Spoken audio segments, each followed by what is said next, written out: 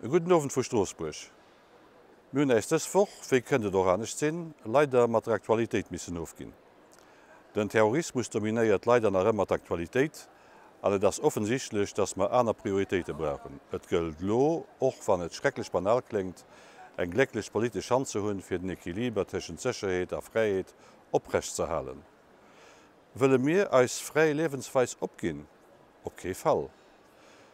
Wollen wir die größten Errungenschaften von der Nachkriegszeit bis heute an Europa einfach an den Drecksämer von der Geschichte geheien? Nun, für die das Wort bei Diedling über die französische Grenze gefahren sind, gehen zwei Sachen klar. Erstens, das kann es also aber nicht sein. Wenn durch systematisch Grenzkontrolle gemäht gehen, dann ist das 100 Kilometer zwischen dem Saarland und Frankreich überhaupt nicht mehr der Fall.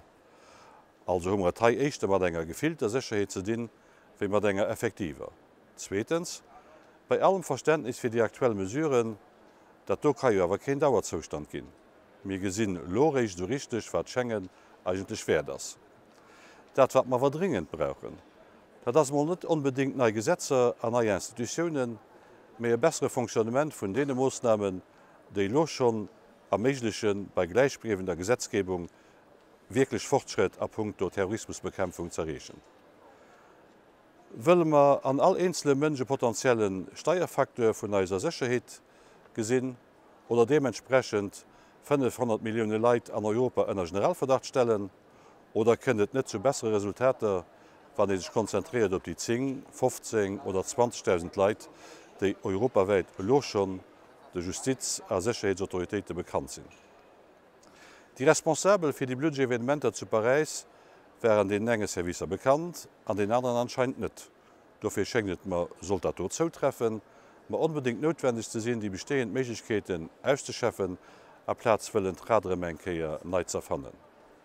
Der letzte Punkt bezieht sich auf die Fähigkeit der Memberstaaten, kohärent zu stehen zu dem, was sie versprochen haben. Das bezieht sich vor allem auf die Bekämpfung von den Ursachen der Armut, der Hoffnungslosigkeit und dem Chaos, den es rund um die Europäische Union leider noch immer gibt. An puncto Finanzierung von den Erfolgen, die an der Entwicklungspolitik gebraucht werden, gibt es eine immense Kluft zwischen dem, was die Länder angekündigt haben, und dem, was sie am Endeffekt leisten. Ich konnte mich deshalb zu dem Punkt an der Plenarsitzung vom Europaparlament äußern.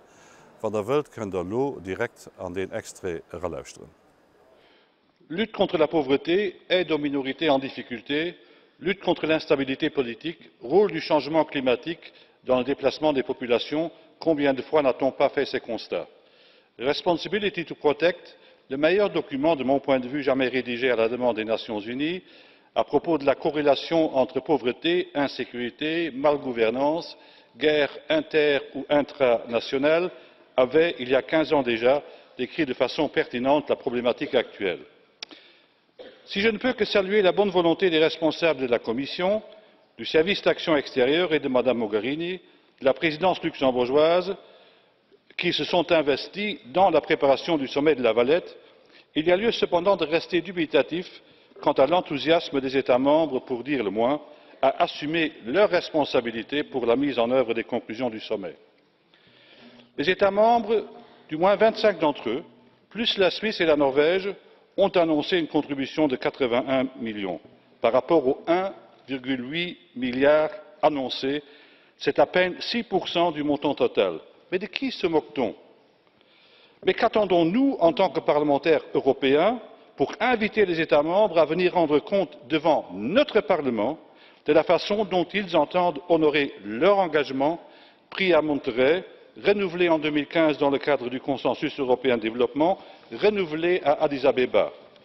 De sommet en conférence internationale, de conférence internationale en sommet, on se raconte toujours la même histoire de vouloir porter à 0,7% l'aide publique au développement par rapport au revenu national brut.